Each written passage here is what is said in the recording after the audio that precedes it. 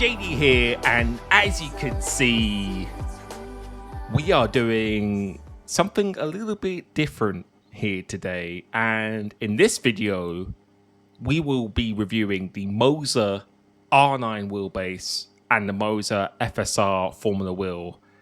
Something I've wanted to get my hands on for quite a while because I've seen many other people use this, also review it, and I always thought it looked amazing. So Moza themselves very kindly lent me this wheel for the purpose of this review. But as always, and you should know me by now if you've watched my F1 gameplay, I'm always very, very honest with my opinion. Don't sugarcoat things at all, because at the end of the day, people are putting their hard-earned money into products like this, and I think it deserves a true, honest review before people go out and buy it themselves. So I'll be saying all my thoughts, the pros and the cons, and my recommendations at the end here. But if we just start off with giving a brief description of both of these products. So starting with the Moza R9 wheelbase, this is a 9 Newton meters of torque. It's a direct drive servo motor, weighs about 4.62 kilograms, so it's probably the lightest direct drive wheelbase that I have ever had my hands on. And the color options right now are the black and the white. I have the black, and that's something I very much prefer. I really do like the look of this. In terms of the Moza FSR Formula wheel, it's a 280mm sim wheel designed for maximum immersion and the ultimate racing experience, in the words of Moza. It has a 4.3-inch built-in digital dash display with 800 by 400 resolution to display all of your racing needs.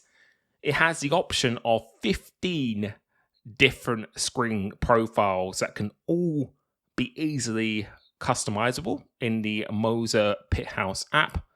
Has perforated leather grips, a carbon fiber frame with a 3mm magnetic shifter paddles with a dual clutch paddle system. It probably has the best quick release system that I have ever used in my life. It is just so effortless. And also just the customization of the RNG, B, RPM, the shift indicators, and many more. Something we will get into, but it really is a thing of beauty. So to start off with, something I think is very important is the design of both of these products. For me, I'm absolutely a huge fan of this. If we're going to start off with the base itself, admittedly, I have not used the Fanatec CSL DD or the GT Pro, which I would consider this product's main direct competition when you're comparing with the power, the price point. In terms of the aesthetics of the R9 base, I think it's very minimalistic, very simple, very clean, and that's something I personally very much like. In terms of the quality of the finishing, I had absolutely no issues with this at all. There was no scrapes, no scratches, no defects in the paint or anything at all, which I have seen on other wheelbases. And I think that's something that was quite common with the white wheelbase in Moza, but they have told me this is something they have worked very hard to fix, and I couldn't fault anything in terms of design. I really do like the look of this. And overall, the base itself is just very simple, sleek, and it's just a plug-in and play device. In terms of the FSR wheel, this feels extremely high quality. It's actually quite large in the hand and has quite a bit of weight to it, but that's something I personally really like as well. The RGB colors and the display is super crisp, bright, and also very high quality. The paddle shifters, I'm going to say it's actually the best paddle shifters I've actually used on a wheel itself. The sound and the positivity you have when you actually press down on it, the input, it is just absolutely second to none. If you take a listen here and compare it to my Fanatec podium wheel, it's absolutely no contest. It's quite loud, so if you do have some neighbors, then maybe this might not be the product for you. But for me, when I'm racing, you want that reassurance that you've actually made your input, and you get the registration and the confidence when you're driving. So there's no fear of double downshifting or anything at all. And these shifters are just absolutely amazing. Also, the rotary dials also fall into this category. You can't simply flick them like you can on the Fanatec. That's something I've actually been having quite a bit of an issue with when I've been playing iRacing with my Fanatec wheel. Those two rotary dials, it's very easy if you just rest your hand on it to just flick through it. So you just change the brake bias or the ERS deployment, something like that very easily. On this wheel, there is absolutely no risk of doing that at all. And you really do need to give it quite a firm input in order for it to move and register. And I think that's something exactly what you want when you're driving. You don't want to be leaning on things and activating buttons by accident when you're driving. You want to be 100% certain when you do something, it's actually going to register. And yeah, this is something that is just absolutely fantastic. And I really do love the buttons of that at all.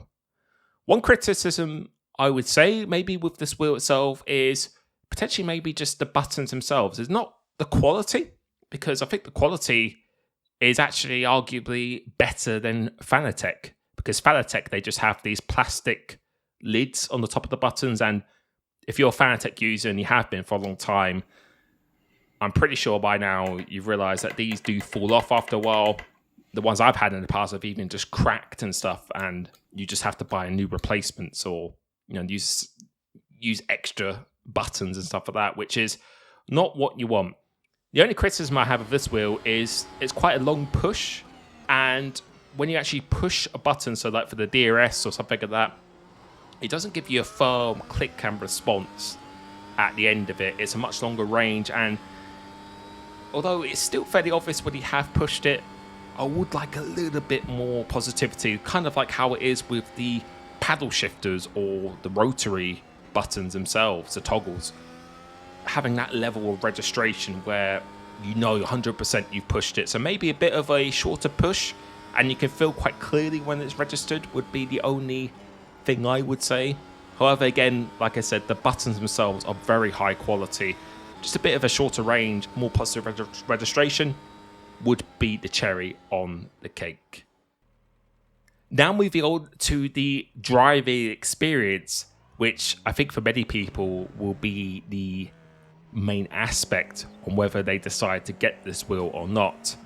As I mentioned, I haven't had the opportunity to use the Fanatec CSL DD, which I would consider to be this product's main rival, but my day-to-day working wheel is the Fanatec DD1 Podium, which on paper is quite a bit more expensive and also has a lot more power with 20 Newton meters of torque available.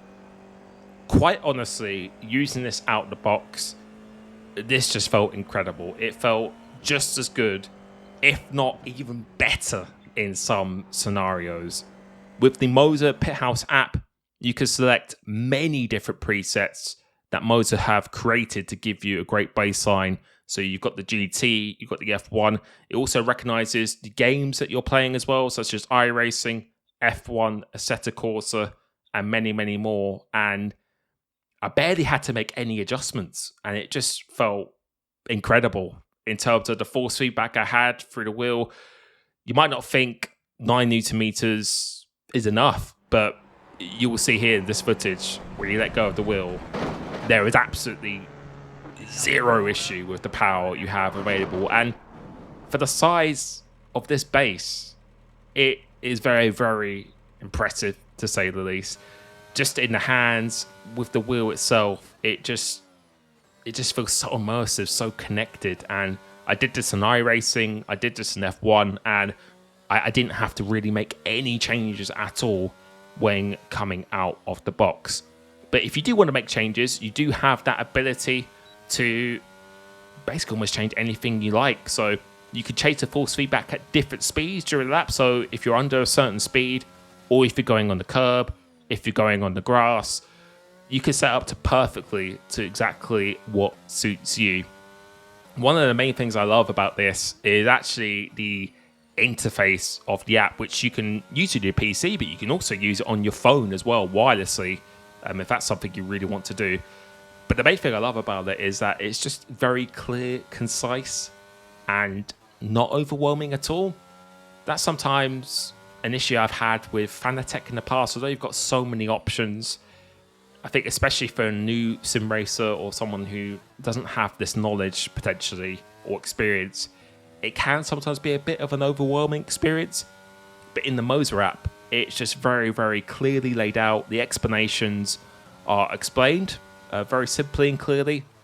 So it's really hard not to get an idea of when you change something, how it's actually going to affect the force feedback itself. And yeah, like I said, the force feedback 9 Newton meters of torque is more than enough power to get the job done, and I just felt so connected to the game. Honestly, I haven't used a wheel that has actually felt this good, even with my podium wheel, which I have always said sometimes for F1 it might be a bit of an overkill by having a little bit too much power. But this one here, there's no clipping or anything at all. The wheelbase is also very quiet because it doesn't have any internal fans, but the base never really got hot or anything at all. So it's just very quiet, very seamless, a very slick design. Just push a button on the back, away you go, and it just felt incredible to drive. With the UI displays, I also found this very useful to play in games such as iRacing, where you really do need to know the tyre temperatures, the fuel, the gaps to the cars around you is also very significant, especially since iRacing itself doesn't offer much information on the screen by default, unless you pay for software or something like that. Having this on the wheel at quick glance was actually beyond useful, and you could just flick between these screens with a press of a button as well. You could customize where things are. You can actually even customize the colors of everything. I also really like the actual rev display of the RGB light. It just makes it so easy to see. On the Fanatec, we have it in these little blocks rather than just one continuous line. In my peripheral vision, I've always actually found that fairly difficult to see. But believe it or not, on this wheel, I just noticed I didn't have to rely on the game itself. It was just so much more obvious for me, which is just a really small thing, but actually made a very big difference when I was actually driving. In terms of the feel of the wheel, the leather grips, the weight, the quality, really does make you feel like you're playing a premium product. And yeah, I just absolutely love it. It just feels so nice to use. Just the look of it, it just feels expensive as well. It feels like a real racing wheel, like a Formula 1 wheel. And I think if you actually enjoy something and you like the look of it, you like the feel of it, that's going to make you have a lot more confidence and usually lead to better results. So moving to the pros and cons, starting with the pros, I'd say it's really just the minimal design, the ease of use with the software, the force feedback, and just the driving experience itself. It feels just as good as my podium wheel. And as I said, I'd say especially in lower speeds, I think it actually feels better. And just the vibration you have over the curbs and everything, the feeling just feels a lot more consistent. There was no clipping, like I said. There was no lag between the wheelbase and the wheel. It just felt supremely connected at all times. Also, just the confidence you have when you're making the gear changes. There's no uncertainty or anything at all about making a double downshift or a double upshift. You just have that confidence when you're using that registration, knowing that you have made the right input. The immersion offered with the screens, with the 15 different UIs, the 4.3-inch display, and the quality of the finishing. I honestly cannot really fault this wheel too much at all. But if we are going to go into the cons, I'd say probably the biggest thing against this package is most likely just the price itself.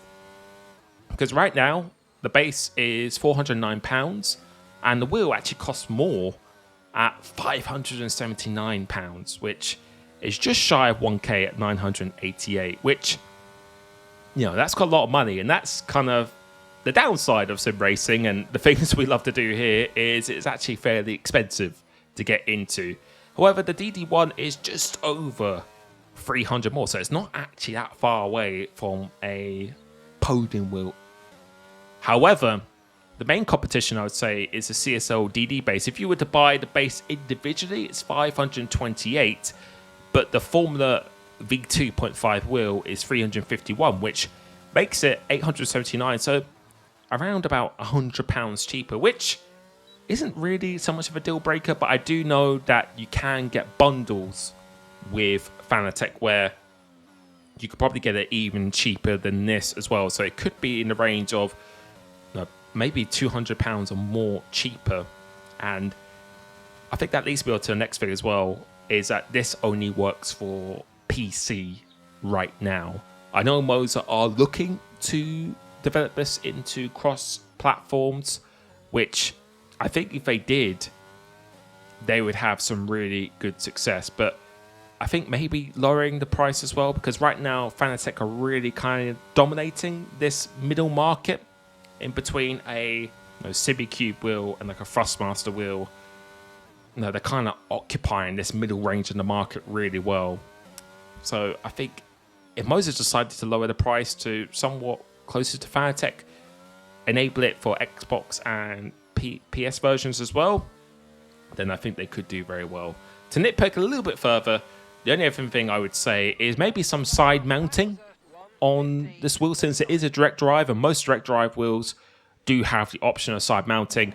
My playseat has side mounting only, so I actually had to ask playseat to send me a universal mount in order to mount this, because it only has 4 holes at the bottom.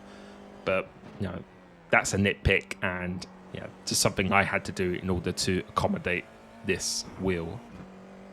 So in conclusion, I absolutely loved this package. For being relatively new on the scene, I think Moza have delivered something truly amazing here. Although the price might be a big factor for many, and since it is on PC only, if that isn't an issue for you and you are strictly on the PC, I believe this could be worth the price due to the level of immersion, the quality, and just the overall driving experience. That's probably what impressed me the most. It's just the force feedback you got on every game out the box. You got so many options to play with as well, but it just felt like a premium product. There was no lag, no clipping at all. Just the force feedback you had over every surface. Honestly, it's been the best wheel I've ever used out of the box itself, and I really do hope Moza do make products that are on each platform. And I truly believe that they will be the biggest competition to the likes of Fanatec in the very future. So I would certainly recommend this wheel. If you are looking to have the most immersive experience, you do have the budget for it. And if you are playing games such as iRacing, Assetto Corsa, where having an on-screen display is actually very important as well, then I would certainly recommend this. So please let me know what your thoughts are below. Thank you so much for watching, and I'll be catching you very, very soon. Peace.